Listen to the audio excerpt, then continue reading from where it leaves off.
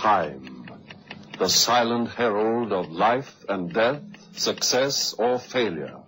The unseen force that measures man's destiny, reaching its most fateful moment as it slowly strikes the 11th hour.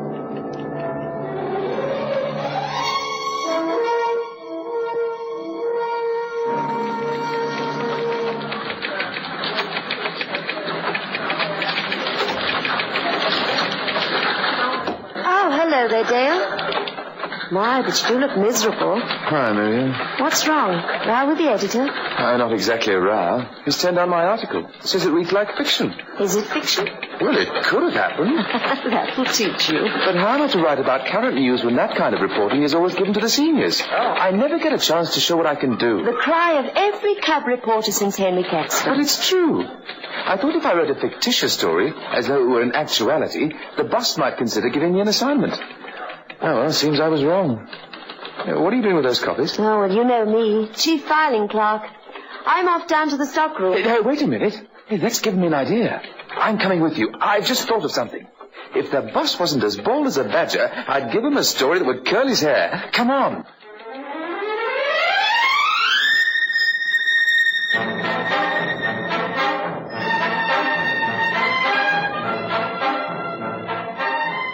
Never been in here before, Dale? Oh, no, it's eerie.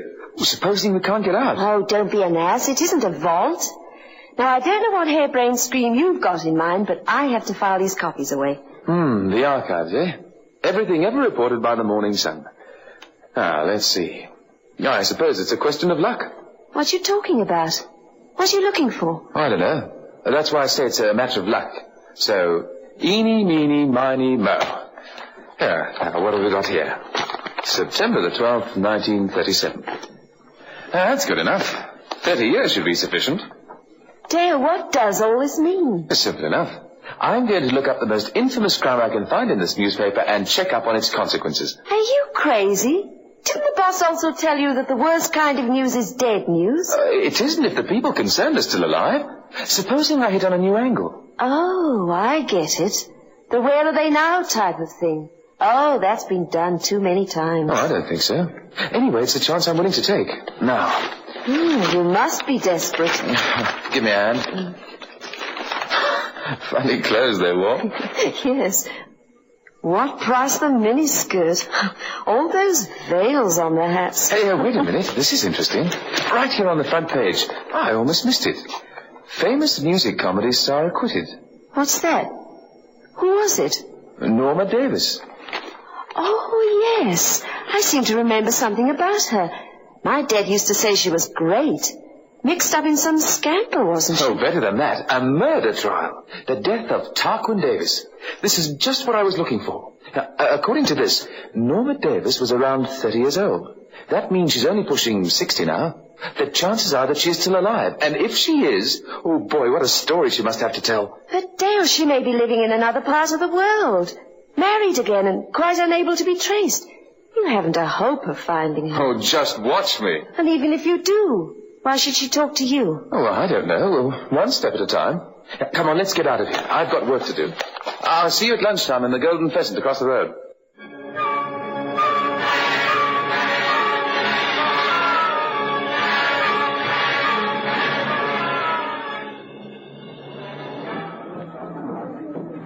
Sorry I'm a bit late, Dale. That's all right. Sit yourself down. I've ordered cold beef salads and half a mile. Fine. They'll be here soon. Now, let me tell you what I've been working on. Oh, we're back on the Norma Davis bit, are we? All right.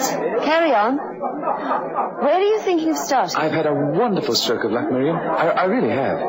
I went back to the office and under cover of doing other things, I read up the case. It seems this woman, Norma Davis, was accused of getting her husband drunk and then tippling him off a 10-story balcony. It was a great scandal at the time. Yes. I spoke to Dad about it on the phone. He remembers it well. Said that it spelled the end to her career. Yeah, quite true. I then got chatting to old Mercer. You know, the old fellow on the correcting desk. He's been a reader all his life and knows more about the Daily Sun than the editor does. He says that there was one person who always stood by Norma Davis during those days. It was her impresario, her backer. The man who put on all her shows, Bruce Markham. Bruce Markham? Never heard of him. No, perhaps not. He must be a very old man now. But I found out where he lives, and I telephoned him. And I've got an appointment to see him this evening. If anyone can tell me what's happened to Norma Davis, he will. Would you like to come with me, Miriam? I'm sorry. I don't like to be rude to young people, but had I known the purpose of your visit, I should not have consented to see you. I'm sorry you feel like that, Mr. Markham. These are the days of the hippies, of the with-it cult.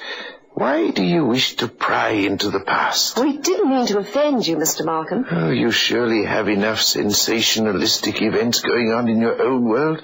Why try to delve back 30 years? Well, it would be very interesting to know what happened to Norma Davis, and there might be a lesson in it for the modern generation. If I thought you believed that, I'd be more tolerant. Oh, but we do, Mr. Markham. I'm approaching journalism in a very serious frame of mind. I'm delighted to hear it. But you'll have to go somewhere else for your copy. I cannot help you. Are you sure, Mr. Markham? Quite sure. You see, Norma Davis is dead. She's been dead for over 10 years.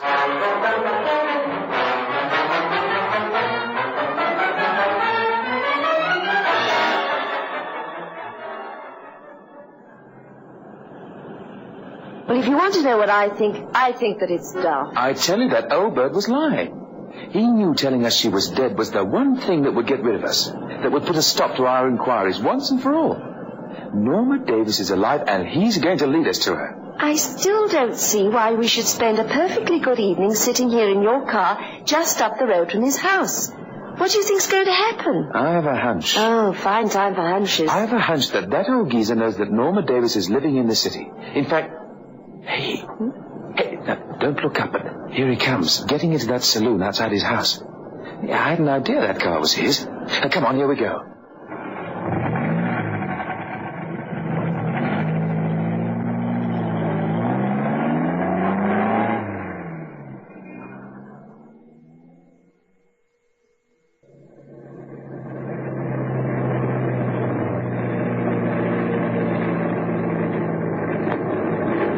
Well, about time. What's the address, Miriam? The house is called Hesseray, Shoreham Lane. That's good enough for me. That, unless I'm very much mistaken, is the present abode of Miss Norma Davis. Well, what now? How to invade the castle. That's the problem, isn't it, Miriam? Well, she won't talk to a cub reporter, but she may talk to an old actor friend. And I think I know just the man.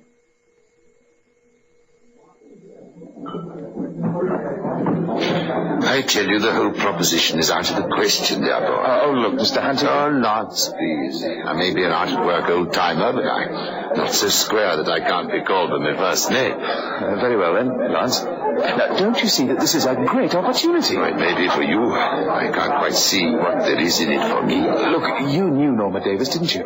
You admired her? Of course, everyone in the profession did. It was never my privilege to work with her, but I should have liked to have done her very much indeed. Then you can't help but be interested in my proposal. All you have to do is to call it Hesseray. Say you're an old admirer. Check if she is Norma Davis. And if she is, then get from her memories of a trial after 30 years. A tall order. As I say, I'm an out-of-work actor, but... whatever you care to ask as a fee, I'll guarantee the Morning Sun will pay you. And here's a retainer. Very well.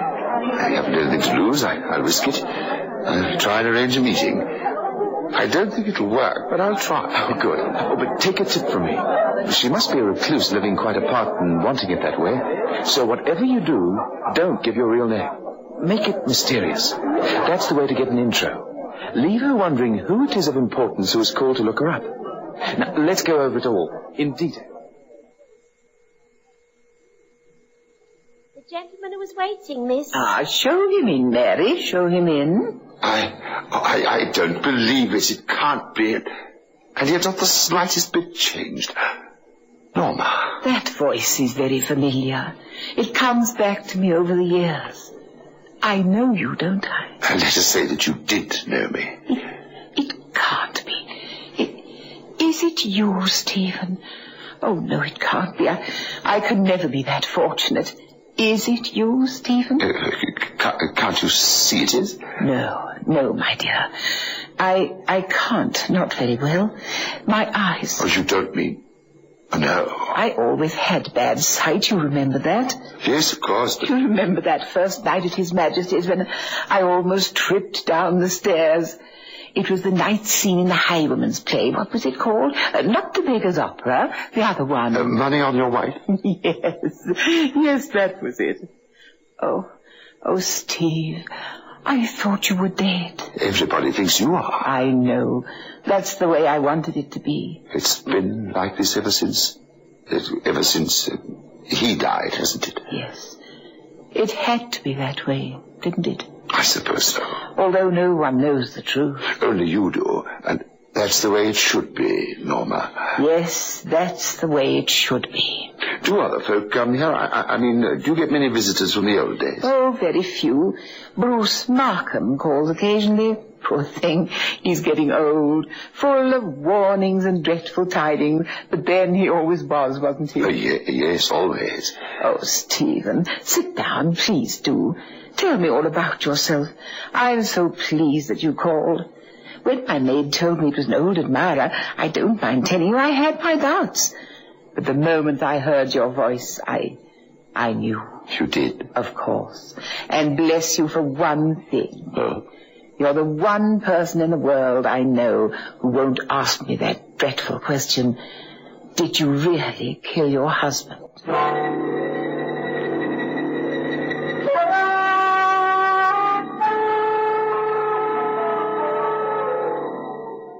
But this is great, Lance. You can't give up now. My dear boy, I can't go on.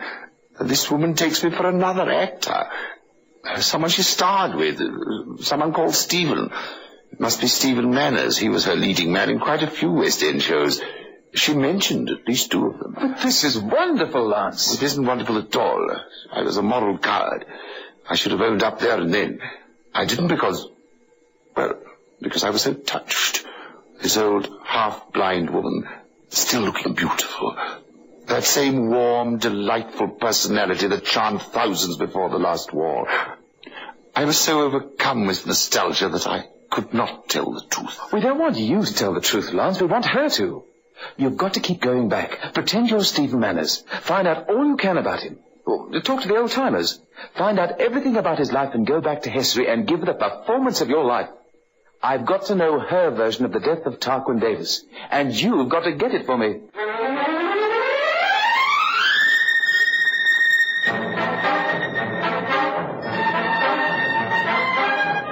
Well, Dale, how's the research into the Davis case going? No, it isn't. Oh? The trouble I'm having with that old ham Lance Huntington isn't true. He's now clamped down on the whole affair. Refuses to talk about Norma Davis and has even returned the retainer I gave him. Well, that's honest anyway. If he's not working for you, you shouldn't keep the money. No, that's all very well, but it was going so nicely. Well, we found out everything about this actor Stephen Manners, whom Lance was to impersonate. It was dead easy. He's only a few years older than Lance and has retired to Australia. Lance could have carried on fooling Norma Davis until he got an exclusive story out of her. Then we could have stepped in and made her the proposition that we print the thing. Once the story was out, I'd have been able to have persuaded her. I know I would have. Oh, I'm not so sure about that. I should think she'd be so furious at being tricked she'd throw you both out of the place. You know, it's a funny thing, Miriam. But I've got a strange feeling that Lance is still going there. I think he's still seeing her. But if he is, why doesn't he talk about it? It's all most peculiar. More tea, Stephen, my dear. Oh, thank you, Norma. That was most pleasant. In the old days, you never drank tea. You used to say it was insipid. I know, but I've acquired the taste for it over the years. I've grown to appreciate it as I've grown to appreciate many other things. One learns even later in life. Yes, I agree. Oh, how strange it is to sit talking like this. I love listening to you reminiscing. It's all so interesting. I can't tell you how much I admire you, Norma.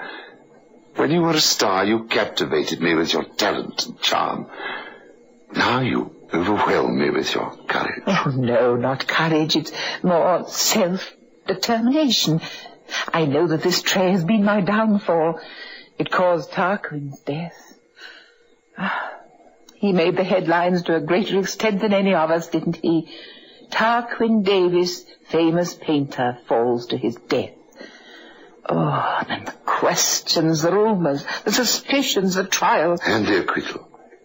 But you don't want to talk about it. Let's change the subject. No, please, I do want to talk about this. You have a right to know. Norma, please. Before you say anything, I must tell you something. It's most important. It can wait. Please, Stephen, let me continue. Oh, very well. I've no need to conjure up the memories. No need to search my mind for hidden facts. It's ever present. Now, in my dark world, where the sunshine appears as a faint glow each day, I've no need to close my eyes in order to go back into the past. I see things inside my mind more clearly than I see the things around me in this room. I remember it all so vividly. Tarquin's dead body on the pavement. I recall instantly the story I was going to tell the world, the story I did tell the police. I told them that Tarquin had come home late that evening. At least that was true. Norma. Oh, darling. Are you still up? Yes, dear. You're very late. I didn't feel like leaving the studio. How's the latest work coming on? Who are you painting this time? The Honourable Lady Cresham. She has a face like a red gooseberry, round-veined and covered with fluffy hair. I can't do her justice. Oh, it's a hot night. Have you got anything to drink? Drinks, tray, with ice in the bucket, all out on the balcony. Oh, good. Did you go to the specialist today? Yes. That's another reason why I need a drink. Darling, it's not bad news. For a man who earns his living with his hands, it could hardly be worse. He says it'll grow into almost total paralysis. Tarquin. Oh, my dear. Oh, I've got a few more years yet in which I can paint and pour drinks. Do you want one? No, thank you. Oh, darling, be careful on that balcony. The rail's loose. Remember, the man should have come to fix it. What's that? I said be careful of the rail, near the table. Don't lean on it. Tarquin, look out! Oh! Story I gave to the police. It was a pity it wasn't accepted. Everyone would have been happy, wouldn't they? But there was the other evidence. The evidence of the people in the block of flats across the way. Yes, they came forward. 2 sets of people. They swore on oath that they saw me struggling with Tarquin on that balcony. And of course they were right. Came out at the trial. I told them I'd lied with my original story because I wanted to save Tarquin's good name. Again, that at least was true.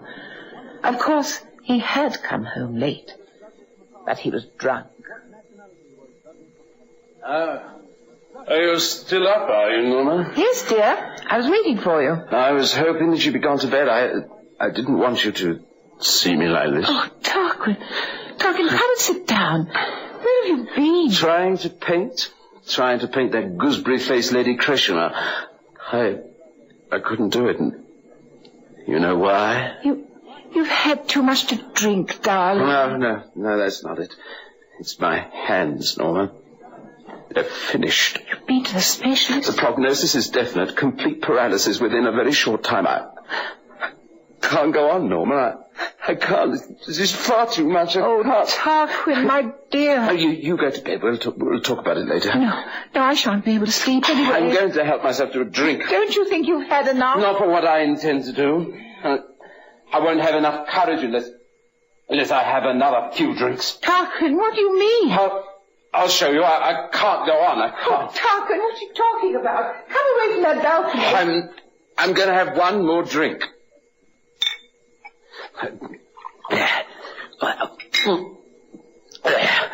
There. Tarquin, don't. Oh, stay away from that balcony. The rail is loose. Rail loose, eh? Good. And then you can say that it was an accident, can't you? Painter falls to death. Accident, yes. Tarquin, give me that glass. Please, dear. Let me go. Let me go. Let go of me. I can't live without my work. You know that. Let me go. There. I'll show you. And that was the story that came out at the trial. Of course, the prosecution said that I planned to kill Tarquin, that I removed the rail from the balcony and in the struggle pushed him over. I didn't. There was a struggle. The witnesses were correct. But the jury believed in Tarquin's suicide. My acquittal was a just and correct verdict. I didn't kill Tarquin. You know that, don't you? I could never have believed that you did. And you would still like to know the exact story, wouldn't you? Another version? Yes. The true one this time. Tarquin was drunk that night, and he was late. Oh, this wasn't so unusual. Tarquin was always drunk, ever since he'd heard that his hands were getting worse. He'd hardly been sober before. I knew that things were getting to the end between us. No. So you're still up, are you? No, what a surprise. Tarquin, I have to speak to you. No, I got no time for talk. Where's the drink? Out there on the balcony, but you had enough. You must listen to me. I've just spent 3 hours listening to Lady Gooseberry-faced silly old fool. Can't stand another woman nagging at me. Tarquin, I'm leaving you. What? I'm leaving you. I can't stand these endless rows, this continual drunkenness. I'm leaving you. Why? I've just told you why. Oh, no, you haven't. I know you. You're lying. There's someone else, isn't there? Another man. You're being unfaithful to me again, aren't you? That's not true. Oh, yes, it is. Well, you aren't going. I'm tired of your endless affairs making me look an idiot. Tarquin, listen to me. No, you won't go to him. You won't. Stay away from me. Stay away. Oh, you can't stop me. You want to choose someone else because you know I'm soon to be crippled and helpless. That's it, isn't it? Stay away. Walk out on me, will you? Now I've caught you on this balcony, haven't I? Well, the rail is loose. I should have had it fixed, but this time it'll come in handy. Famous musical comedy star falls accidentally from balcony. Yes. No, leave me alone. Leave me alone. No.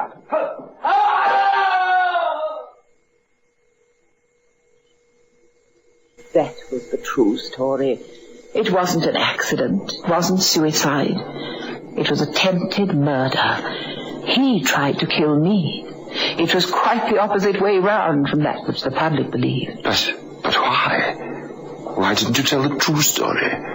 Was it simply to protect his good name? It couldn't have been, Norma. If that account of Tarquin's death is the true one, then why didn't you tell it in court? Why?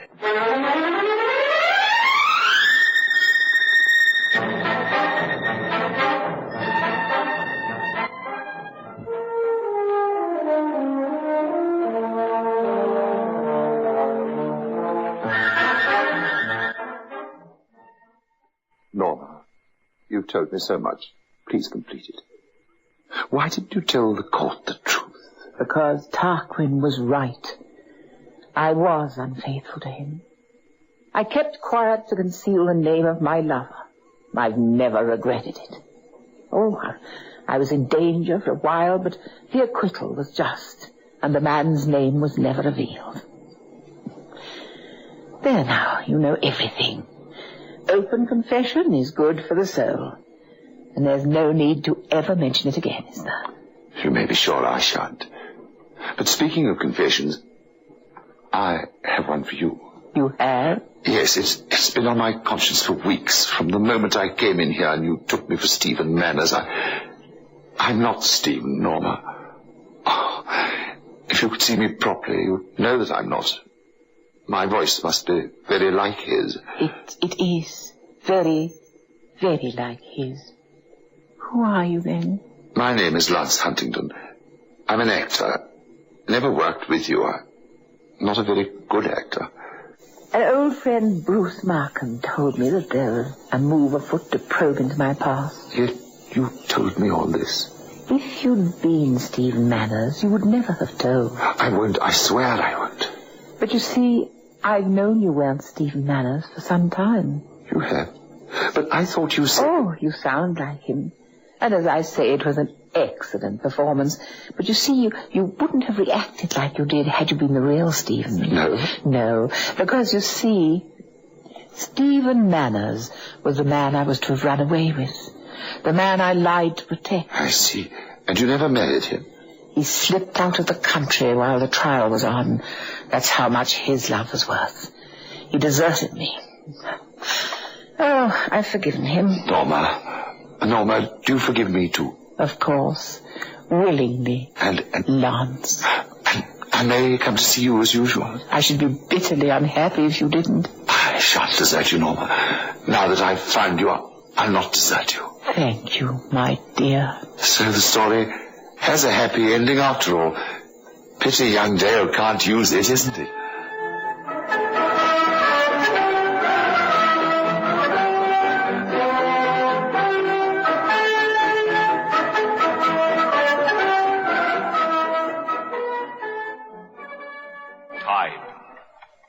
The silent herald of life and death, success or failure, the unseen force that measures man's destiny, reaching its most fateful moment as it slowly strikes the 11th.